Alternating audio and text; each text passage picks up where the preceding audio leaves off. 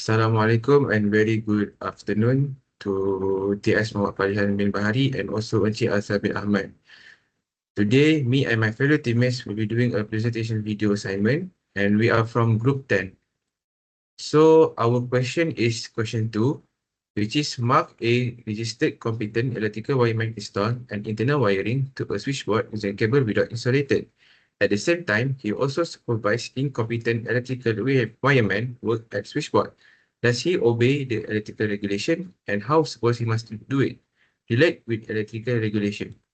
So the scenario, a registered competent electrical wireman installed internal wiring to a switchboard using an insulated cable, which is a clear deviation from a required safety and installation practices.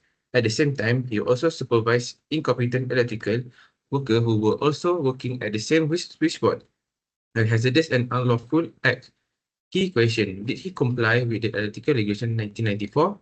Objective of this presentation is to evaluate the action of the wireman through the lens of legal, safety, cultural, and society frameworks, providing insight into the best practices and how professionals should act up to uphold their duties. So the key violation of the Electrical Regulation in 1994, Regulation 15 2. A conductor shall be insulated and effectively protected, also placed of safeguard in such a manner as to prevent danger. The Regulation 1911D, where conductors must be placed or shielded to avoid any accidental contact. The Regulation 1904, only competent person to or those under the immediate supervision of a competent person are allowed to access part of the switchboard. Regulation 20. Before beginning any works on switchboard, the board must be rendered dead and properly earthed. Regulation 12.14. Proper supervision, completion and testing must be conducted and documented by qualified personnel. Certificate must be submitted before energization. So the wireman failed to fulfill multiple regulation requirements, putting people and property at risk. So I will pass to KAVIND. Okay, very good afternoon. I'm going to tell to you about the case related to the internal wiring and the responsibility of registered wireman under the Electricity Regulation 1994 and Act 447, focusing on both safety implication and legal ramification.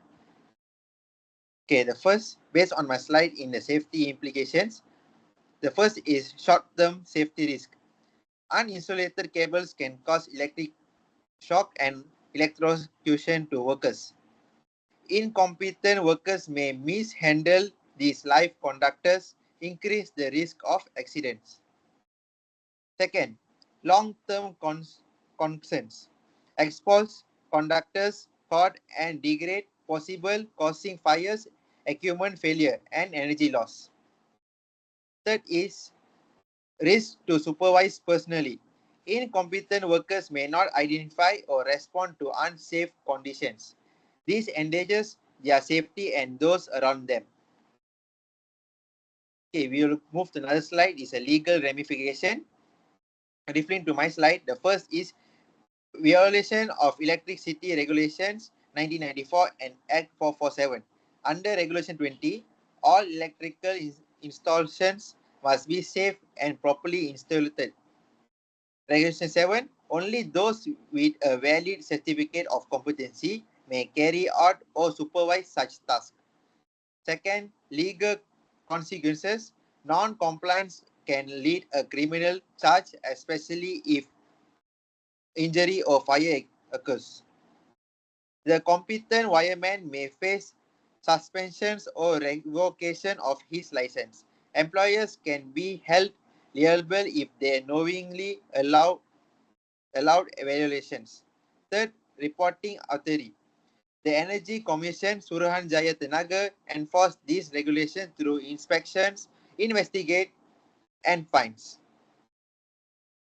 So in working culture and public, poor working culture allow unsafe practice creates a culture of neglect. It's a bad example for trainers and junior workers to get a shortcuts. For public interest, unsafe wiring can cause fires and blackouts affecting the community. So that's all from me. We'll go to the next slide.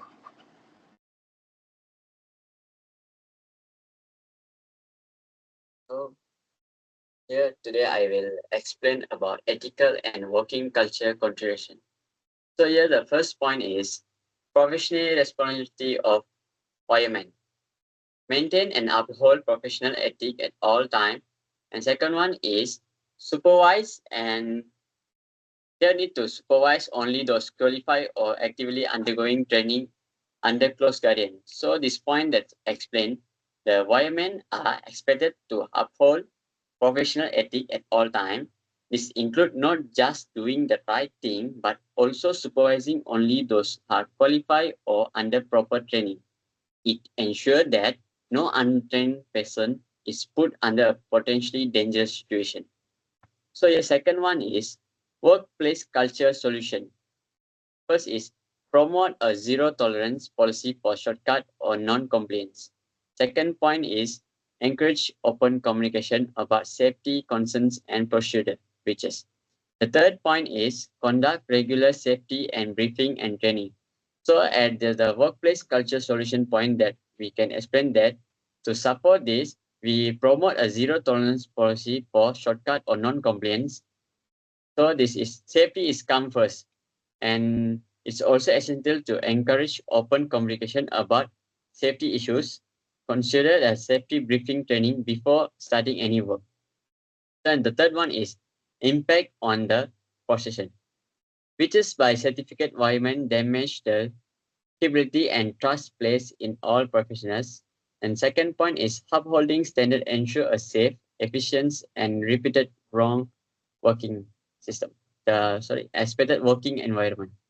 So that impact on the position is what is the important of the point is because any breach of the conduct by a certificate fireman damage public trust is in entire profession.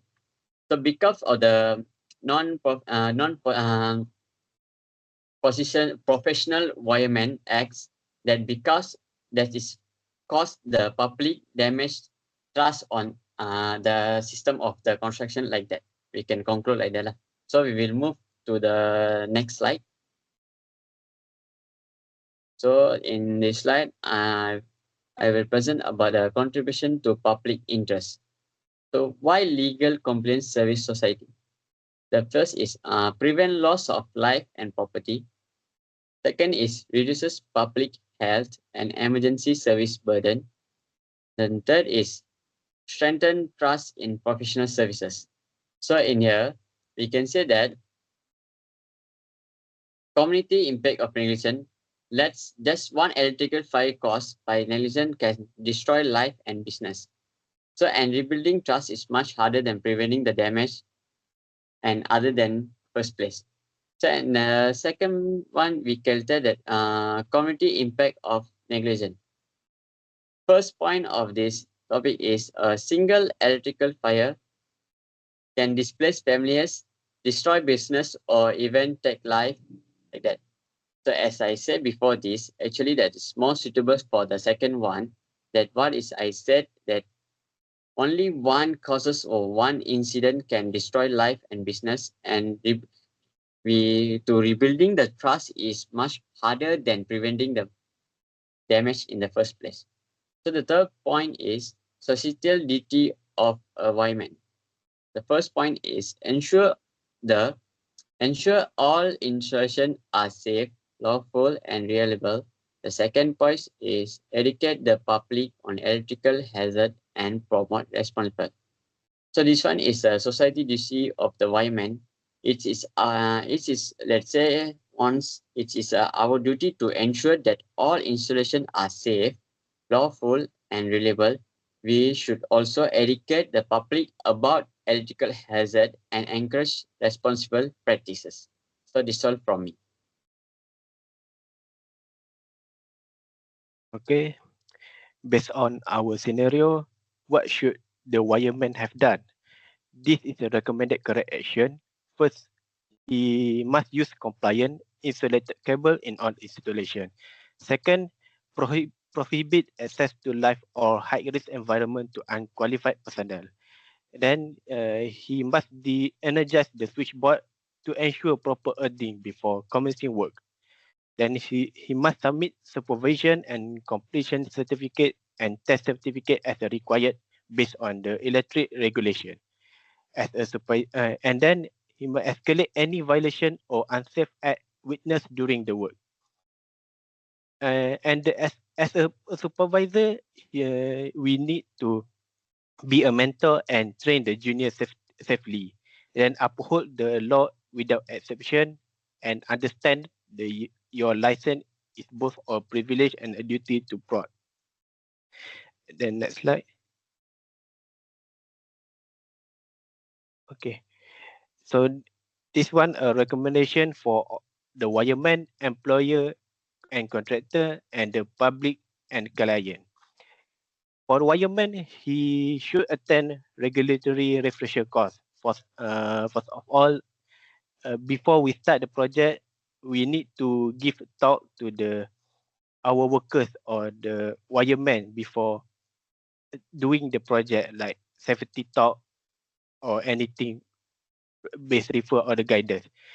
And the wireman should seek guidance when in doubt, especially when he face a problem. He should ask the supervisor or refer to the guideline before proceed his decision. And he need to reflect and report this incident if not yet disclosed. So for employer and contractor, we need to ensure worker are assigned a task matching their certification and maintain compliant record and documentation. Also, institute robust safety and supervision protocol. For the public and client, they need to verify credential or hire electrician, qualified electrician, then demand official testing and supervision certificate. Also avoid cost-cutting measure that jeopardize safety. Okay, so for the summary, based on the scenario, we have known that no matter how experienced a wireman is, regulation must be followed.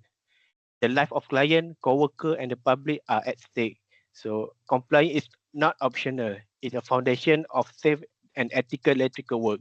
So this safety law ethic is interconnected. So all the professional must not only follow rules but embody a culture of diligence and responsibility and contribution to the greater good.